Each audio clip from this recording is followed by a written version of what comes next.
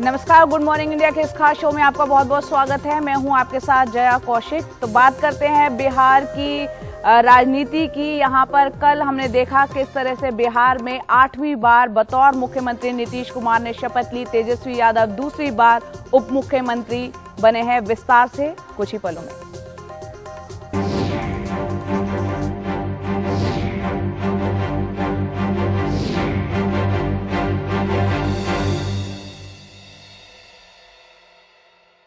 तो बिहार में एक बार फिर से महागठबंधन की सरकार बन गई है। चाचा भतीजे की सरकार बनी है। और आपको बता दें कि शपथ ग्रहण के बाद तेजस्वी यादव ने नीतीश कुमार के यहां पर पांव छुए। नीतीश कुमार ने बीजेपी से गठबंधन तोड़ने का ऐलान कर 9 अगस्त को मुख्यमंत्री पद से अपना इस्तीफा दे दिया था और बुधवार को वो आरजेडी की मदद से एक बार फिर से मुख्यमंत्री बन गए हैं। शपथ ग्रहण समारोह के तुरंत बाद नीतीश कुमार ने प्रधानमंत्री मोदी को सीधी चुनौती दी। उन्होंने कहा कि वो पीएम पद के इच्छुक नहीं हैं, लेकिन जो 2014 में आए हैं वो क्या 2024 के बाद रह पाएंगे।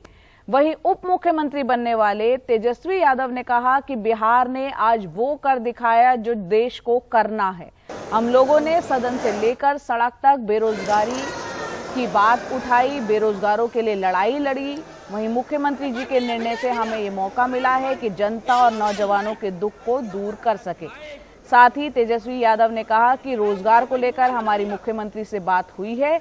1 महीने के अंदर बिहार में लोगों को बम्पर नौकरियां मिलेंगी। ऐसा होगा जो अब तक किसी राज्य में नहीं हुआ होगा। आपको बता दें, जब बिहार में चुनाव हो रहे थे उस दौरान, प्रचार के दौरान, यहाँ पर तेजस्वी यादव आरजेडी की तरफ से युवाओं के लिए नौकरियों की बात कही गई थी। उस संदर्भ में अब तेजस्वी यादव ने ये बात कही है।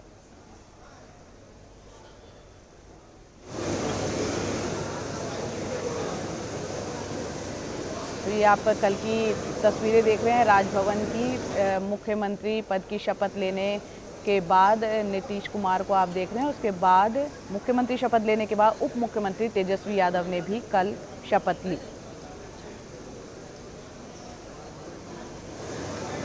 सर, 2024 के प्रधानमंत्री पद के उम्मीदवार होंगे आप? नहीं, हम किसी चीज के उम्मीदवार का हम कोई दावेदारी नहीं। आपके कार्यकर्ता लेकिन इतना तो जरूर कर दीजिए ना कि 14 में जो आए 24 तक के आगे रह पाएंगे कि नहीं रह पाएंगे, वो अपना समय। भाजपा के लोगों ने आज कहा कि सरकार बिहार की नहीं चलेगी और मुख्यमंत्री जी ने जो पलट में जो वार किया है, वो मुख्यमंत्री जी ने कहा कि 24 में ही सरकार गिर जाएगी, दोबारा आने वाले लोग नहीं हैं। जो नीतीश कुमार जी ने आज बयान दिया, इसमें सच्चाई है, जनता देख रही है और ये होकर के रहेगा।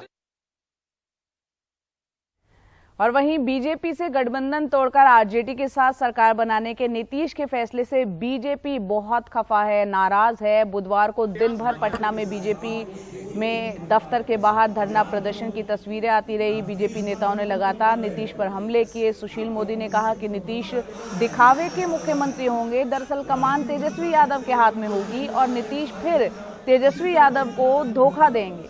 बीजेपी के आरोपों पर पलटवार करते हुए जेडीयू अध्यक्ष ललन सिंह ने कहा कि आरसीपी सिंह बीजेपी के एजेंट बनकर जेडीयू में आए थे। बीजेपी ने गठबंधन धर्म का पालन भी नहीं किया। ललन सिंह ने एक और गंभीर आरोप लगाते हुए कहा कि आरजेडी के नेताओं को फोन गया कि वो नीतीश कुमार के साथ गठबंधन ना करें। ये भी कहा गया कि किसी तरह से 3 से 4 दिन बस रुक जाओ। साथ ही उन्होंने कहा कि हम आयकर, सीबीआई और ईडी से नहीं डरते हैं।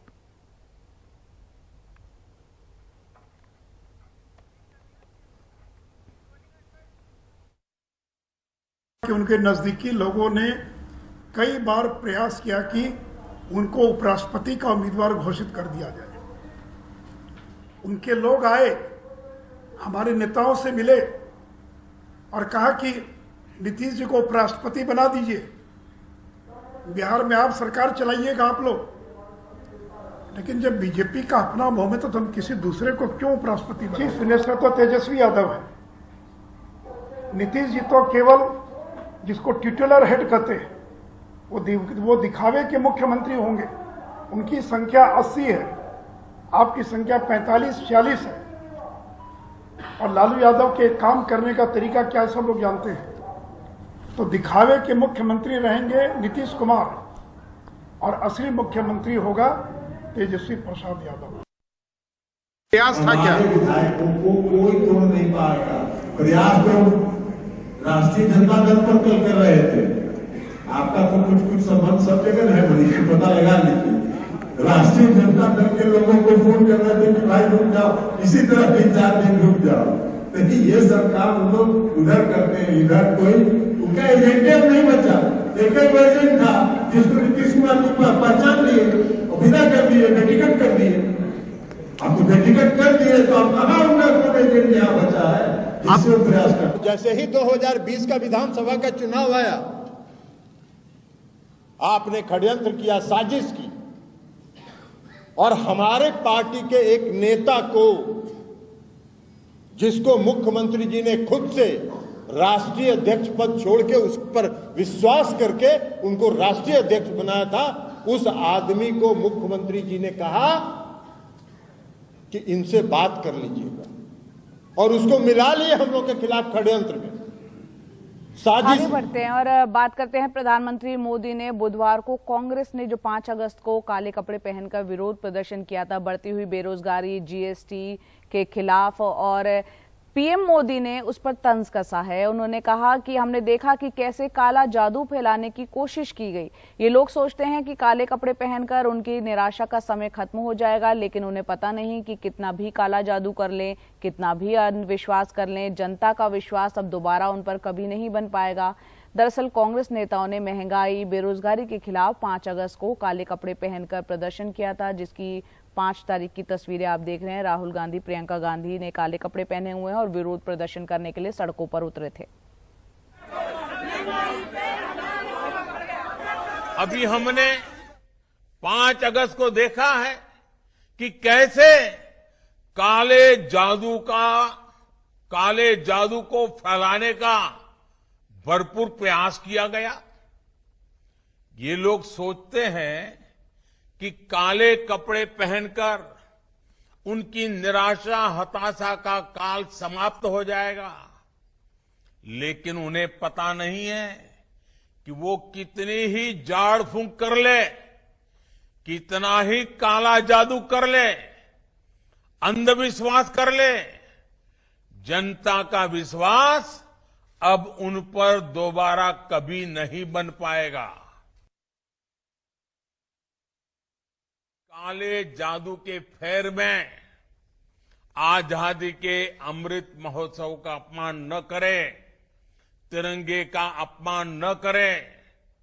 साथियों, कुछ राजनीतिक दलों की स्वार्थ नीति से अलग हमारी सरकार सबका साथ, सबका विकास, सबका विश्वास और सबका प्रयास के मंत्र पर काम करती रहेगी। और प्रधानमंत्री के जिस बयान को आपने सुना, उस पर प्रियंका गांधी ने पलटवार किया। उन्होंने ट्वीट कर कहा कि नरेंद्र मोदी जी, आप इधर उधर की बात ना करें, ये बताएं महंगाई बढ़ाकर क्यों लूटा। जनता के काले कपड़ों से गिला नहीं, आपकी रहबरी पर सवाल है। अब बात करते हैं उत्तर प्रदेश के फिरोजाबाद की, जहां मेस में मिलने वाले खराब खाने के विरोध में एक सिपाही ने सड़क पर प्रदर्शन किया। सड़क पर हाथों में खाने की प्लेट और रोटी दाल चावल लेकर मनोज कुमार वर्दी में सड़क पर उतर आया और अपनी आप बीती उसने सुनाई। मनोज कुमार ने कहा कि मेस में पानी जैसी दाल मिलती है और शिकायत करने पर कोई अधिकारी सुनने को तैयार नहीं। मनोज कुमार शिकायत लेकर पहले वरिष्ठ अधिकारियों के पास गए, लेकिन उनकी बात नहीं सुने जाने पर वो सड़क पर आ गए और रोते रोते खाने की गुणवत्ता पर सवाल उन्होंने उठाए। आला अधिकारियों को जब इसकी खबर लगी तो पुलिस की जीप में जबरन यहां पर उनको ले जाया गया सिपाही को। यदि कप्तान साहब पहले ही सुन लिए होते तो यहाँ तक मुझे आने क्या। आपने 21 अक्टूबर को देखा होगा, मुख्यमंत्री जी ने घोषणा की थी कि हम सभी राज्य उत्तर प्रदेश पुलिस के सभी कर्मचारियों को पौष्टिक आहार के लिए भत्ता देते हैं। उन्होंने शायद 30% पौष्टिक आहार भत्ता बढ़ाया था। आप बताइए, आप यही पौष्टिक आहार मिल रहा है? आप लोग और मुख्यमंत्री जी चाहते हैं कि पुलिस सबसे अच्छा कार्य करे। जब पेट में रोटी नहीं जाएगी तो हम कहाँ से चल पाएंगे? आप ये तो देख लीजिए। अरे तू चल चौकी बता, चल चौकी में बैठवा दे। गुरु मुझसे हम दूर नहीं आप चाहते हैं आप लोग हमसे क्या अच्छा कार्य करें, आप बताइए इसको कहा करके हम बढ़ेंगे, अभी अच्छा कार्य करेंगे। कोई सुनने वाला नहीं है, सब लोग दबाव बनाते हैं। इतना दुखी करके रखा से मैं एक टूक का रोटी अंदर नहीं जा पाया पेट में। तो सिपाही मनोज कुमार को आपने सुना किस तरह से रोते रोते वो खराब खाना जो मेस में मिलता है उसकी शिकायत कर रहा है, और जब वो शिकायत की गई तो आखिरकार उसको पुलिस की जीप में जबरन ले जाया गया। और यहाँ पर फिरोजाबाद पुलिस की तरफ से जो इस पूरे मामले पर ट्वीट आया है वो भी आपको बताते हैं। उसमें लिखा है कि मेस के खाने की गुणवत्ता संबंधित शिकायती ट्वीट प्रकरण में खाने की गुणवत्ता संबंधी जांच सीओ सिटी कर रहे हैं। उल्लेखनीय है कि उक्त शिकायतकर्ता आरक्षी को आदतन अनुशासनहीनता, गैर हाजिरी व लापरवाही से संबंधित 15 दंड विगत वर्षों में दिए गए हैं। तो यहाँ एक तरह से सफाई फिरोजाबाद पुलिस की तरफ से आई है। हालांकि सवाल ये भी उठ रहा है कि जो खराब खाने की शिकायत की गई है उसका क्या, उस जांच के नतीजे का सभी को इंतजार रहेगा।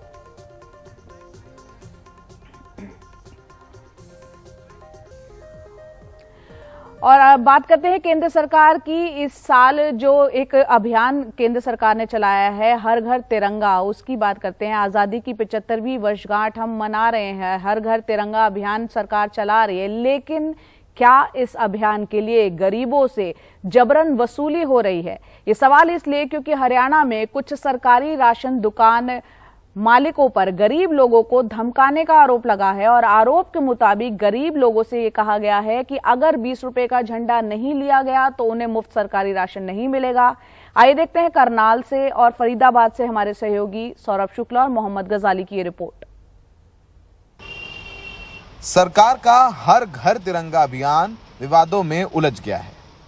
हरियाणा के करनाल में सरकारी राशन दुकान चलाने वाले ने वहां के राशन कार्ड धारकों को फरमान सुना दिया कि अगर सरकार से मिलने वाला मुफ्त राशन चाहिए तो 20 रुपए का झंडा लेना ही होगा। साहब जो ऊपर बैठे हमारे, क्या कहा उन्होंने कहा कि ये झंडा जरूरी है, जो राशन ले रहे हैं उनके लिए झंडा जरूरी है, 20 रुपए का झंडा। जो नहीं लेगा उसको नहीं मिलेगा राशन। हाँ, उनको कह दो भी आपको राशन नहीं मिला, झंडा ले लो। सरकार का ऊपर से ऑर्डर है, तुम्हारे को तो पैसे जमा करवाने पड़ गए हमको। उन्होंने कहा अभी मगर जो 20 रुपए का झंडा नहीं लेगा तो उसको कैसे करें, उनको राशन नहीं दो। करनाल में कई गरीब परिवारों के तरह विधवा संतरों को भी मुफ्त राशन लेने के लिए जबरदस्ती 20 रुपए देकर झंडा खरीदना पड़ा। मैं राशन लेने गई थी जी, राशन तो दे देता हूँ ना, नहीं बोले भाई उसका झंडा लिया मिलेगा। मैं पीछे नहीं जी मेरे पास, फिर राशन पहला पैसे लिया फिर मिलेगा राशन। आधार कार्ड दरवा रहे थे मैं राशन कार्ड, फिर मैंने दूसरी से लिया 20 रुपये, फिर दिया झंडा। हरियाणा के करनाल जिले के हेमदा गांव की हम बात कर रहे हैं, जहां पर कल परसों ये घटना हुई कि गांव की कुछ महिलाएं जब पीडीएस डिपो पे या वहां दुकान पे जाती हैं राशन लेने के लिए, तो जो डिपो होल्डर हैं वो कहते हैं कि अगर आप झंडा नहीं खरीदेंगे तब तक आपको राशन नहीं मिलेगा। हरियाणा सरकार ने इस घटना का संज्ञान भी लिया और उस डिपो होल्डर का लाइसेंस कैंसिल कर दिया। यही हाल हरियाणा के फरीदाबाद में भी है। यहाँ रहने वाली बबीता के 4 बच्चे हैं और पति मजदूरी करता है। बबीता का कहना है कि वो आज जब राशन लेने गईं तो राशन डिपो वाले ने कहा कि राशन लेना है तो 20 रुपए का झंडा खरीदना होगा। मजबूरी में बबीता को झंडा खरीदना पड़ा। राशन दुकान वाले ने क्या बोला? राशन वाला ये बोला कि आप झंडा नहीं लोगे तो गेहूं नहीं मिलेगा आपको। तो मैंने कहा दे दो भैया, मैं कहा 50 किलो गेहूं मारा जाएगा हमारा, तब लेना पड़ा हमें यहाँ पे। अच्छा, अब ऐसे तो हमारी मांग तो यही है कि सरकार की तरफ से ऐसी मिलना चाहिए कि सरकार भी चाहती है कि हमारे हिंदुस्तान में झंडा लहरे घर घर, पर हमारी मजबूरी है कि गेहूं के चक्कर में हमें लेना पड़ा। नहीं हम बाहर से कहीं भी 10-5 रुपए का लेके लगा देते। जब हमने राशन डिपो मालिक से पूछा तो उसने जबरदस्ती की बात से इनकार किया। तो 20 रुपए का तय सरकार ने आपको 20 रुपए का झंडा दिया है? हाँ जी 20 रुपए का झंडा दिया है। तो क्या ये भी कह रहे हैं कि अगर झंडा नहीं लेंगे तो राशन नहीं देंगे? ये भी नहीं जी। हाँ, ये तो नहीं बोलो। ये नहीं बोला? नहीं जी। अच्छा, ये बोल रहा है जिसका मन हो ले। हाँ जी, जो है जो लेगा अपनी मर्जी से, जो लेता ले ले। इस मामले पर बीजेपी सांसद वरुण गांधी ने भी ट्वीट किया। वरुण ने कहा कि आजादी की 75वीं वर्षगांठ का उत्सव गरीबों पर ही बोझ बन जाए तो दुर्भाग्यपूर्ण होगा। राशन कार्ड धारकों को तिरंगा खरीदने पर मजबूर किया जा रहा है या उसके बदले उनके हिस्से का राशन काटा जा रहा है। हर भारतीय के हृदय में बसने वाले तिरंगे की कीमत गरीब का निवाला छीनकर वसूलना शर्मनाक है। हम सब हर साल 15 अगस्त खुशी से मनाते हैं, गलियों में झंडे फहराते हैं, चाहे बच्चे हों, बुजुर्ग हों, रिक्शों में, गरीब अपनी ठेलों में लगाते हैं झंडे। लेकिन अगर अच्छी बात होती कि ये झंडे मुफ्त में गरीबों को उपलब्ध कराए जाते हैं। सहयोगी सुशील राठी के साथ फरीदाबाद से सौरभ शुक्ला, एनडीटीवी इंडिया। तो गरीबों पर बोझ बढ़ाकर भला कैसा उत्सव। बहरहाल आगे बढ़ते हैं, बात करते हैं लाल किले पर स्वतंत्रता दिवस समारोह के दौरान पारंपरिक 21 तोपों की सलामी के दौरान पहली बार देश में ही विकसित artillery gun ATAGS advance towed artillery gun system का इस्तेमाल किया जाएगा। DRDO ने मेक इन इंडिया के तहत इस सिस्टम को विकसित किया है। DRDO के मुताबिक ये आजादी के अमृत महोत्सव के मौके पर देश के लिए उपहार है। ये दुनिया की सबसे लंबी दूरी की तोप है और 45 से 48 किलोमीटर तक के लक्ष्य को भेदने में सक्षम है।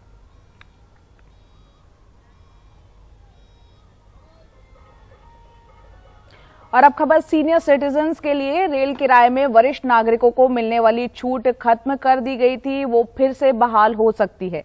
संसद की स्थायी समिति ने सिफारिश की है कि कम से कम स्लीपर और AC3 में 40 से 50% छूट बहाल की जाए। बिहार के मुजफ्फरपुर निवासी मदन प्रसाद चौधरी 67 साल के हैं। पूर्वी चंपारण के मोतिहारी जिला से स्लीपर क्लास से दिल्ली आए हैं। कहते हैं दिल्ली आना जाना महंगा पड़ता जा रहा है, कमाई का कोई जरिया नहीं है। अब वो चाहते हैं सरकार उनको मिल रही रियायत फिर बहाल करे। आज 67 वर्ष के हो गए, कोई हिफाजत नहीं है, कोई कुछ नहीं मिला। आज 400 रुपया वृद्धा पेंशन मिला है, उसे कुछ होने जाने को है। कमाई मतलब खत्म हो गई है, कमाई खत्म हो गया है। रियायत मिलना चाहिए। कब? तो कोरोना के पहले ये इसका आधा खर्चा होता पहले था लेकिन अब सफा खत्म कर दिया। तो अब 50% अब फिर से शुरू करना चाहिए सरकार को, आप ये चाहते हैं? और करना चाहिए। 40% बहाल हो जाए तो हर तरह की वो चीजें ठीक हो, आपके लिए आसान हो जाएगा। आसान हो जाएगा, डेली आवागमन बना है। अब मदन चौधरी जैसे बुजुर्ग रेल यात्रियों को यात्री भाड़ा में रियायत देने की पहल तेज हो रही है।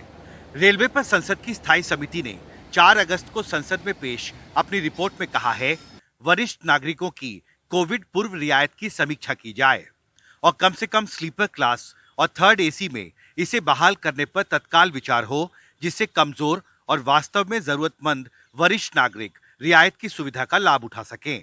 बीजेपी सांसद राधा मोहन सिंह की अध्यक्षता वाली रेलवे पर संसद की स्थायी समिति ने संसद में पेश अपनी रिपोर्ट में कहा है कि कोरोना संकट के बाद अब रेलवे के ऑपरेशंस धीरे धीरे सामान्य हो रहे हैं।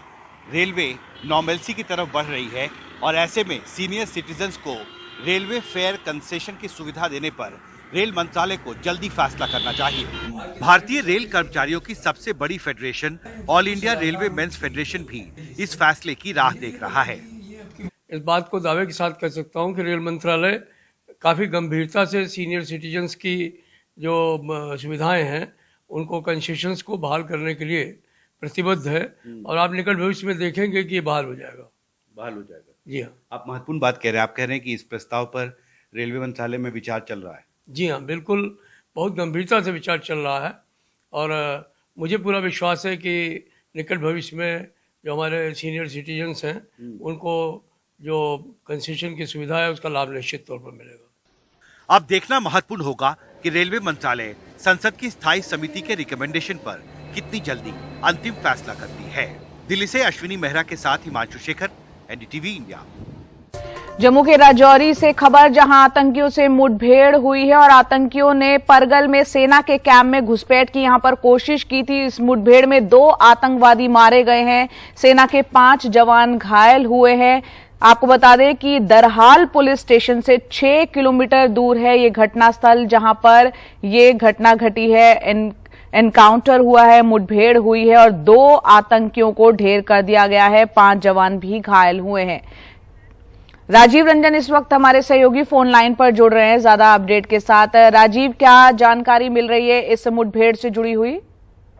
देखिए, ये घटना सुबह तड़के की बताई जा रही है। जो 2 आतंकी थे, फिदायन आतंकी थे, आत्मघाती दस्ता था और इन्होंने सेना के कैंप पर हमला करने की कोशिश की, घुसपैठ करने की कोशिश की और सेना के जवानों ने नाकाम कर दिया। फिलहाल जो जानकारी मिल पा रही है उसके मुताबिक जो है दोनों आतंकी जो है उनको ढेर कर दिया गया है, मार गिराया गया है और इस कार्रवाई में जो सेना के जो 5 जवान हैं घायल हो गए और इसमें से 3 जवान जो है गंभीर रूप से घायल बताए जा रहे हैं और इनको अस्पताल में एडमिट कराया गया है। फिलहाल आपको बता दें कि वहां पर ऑपरेशन खत्म हो गया है। हालांकि एहतियात की वजह से पूरा आसपास के इलाकों में सेना और पुलिस के जवान जो है तलाशी ले रहे हैं। आपको ये बता दें कि पिछले 24 घंटे के अंदर जो सेना जो है जो 5 आतंकियों को मार गिराई है।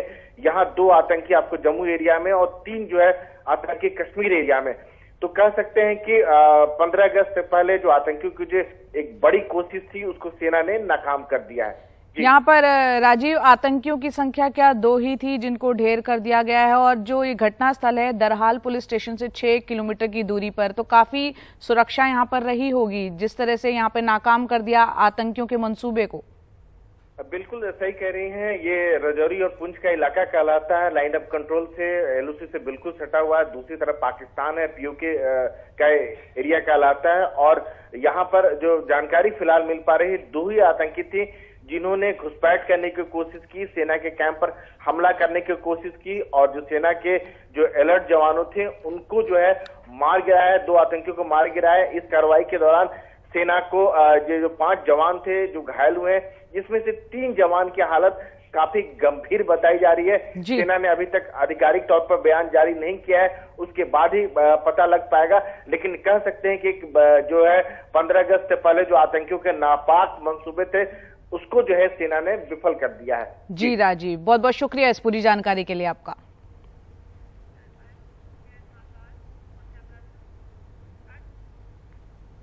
आगे बढ़ते हैं, बात करते हैं मध्य प्रदेश के उज्जैन के महाकाल मंदिर की, जहां बुधवार को दर्शन करने के लिए पहुंचे भारतीय जनता युवा मोर्चा के राष्ट्रीय प्रमुख तेजस्वी सूर्या से मिलने के लिए आए कार्यकर्ताओं ने हंगामा किया, जिसका वीडियो खूब वायरल भी हो रहा है। मंदिर में ही तेजस्वी सूर्या से मिलने के लिए बड़ी संख्या में कार्यकर्ता और नेता यहां पहुंच गए। इनमें से कुछ सूर्या के साथ मंदिर के गर्भगृह में चले गए, जो बाहर रह गए उन्होंने बैरिकेडिंग तोड़कर नंदी हॉल में घुसने की कोशिश की। जब उनको रोका गया तो उन्होंने सुरक्षा गार्डों और पुलिस वालों के साथ अभद्रता की। यही नहीं, उन्होंने जबरन अंदर वहां पे वो घुस गए। ये सब तब हुआ जब 22 अगस्त तक गर्भगृह में प्रवेश पर पाबंदी के आदेश जारी हो चुके हैं। ये आप देख रहे हैं उस वक्त हंगामे की तस्वीरें, जब जबरन जो है जो कार्यकर्ता तेजस्वी सूर्या से मिलने के लिए पहुंचे थे वो अंदर घुसने की कोशिश कर रहे थे।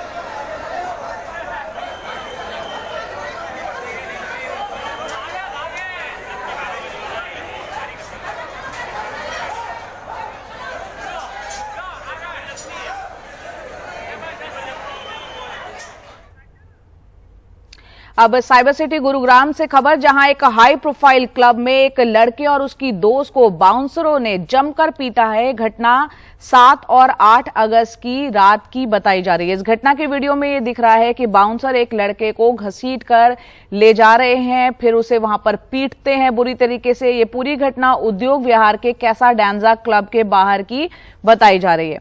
रिपोर्ट्स के मुताबिक इस क्लब में एंट्री होते ही एक बाउंसर ने लड़की के साथ छेड़खानी की थी, ये आरोप लग रहा है, और मना करने पर 10 बाउंसर्स और 2 मैनेजर वहां पर आ गए। पीटते पीटते उन्हें सड़क पर ले गए। शिकायत के आधार पर केस दर्ज कर लिया गया है, लेकिन अभी तक किसी की कोई गिरफ्तारी नहीं हुई है।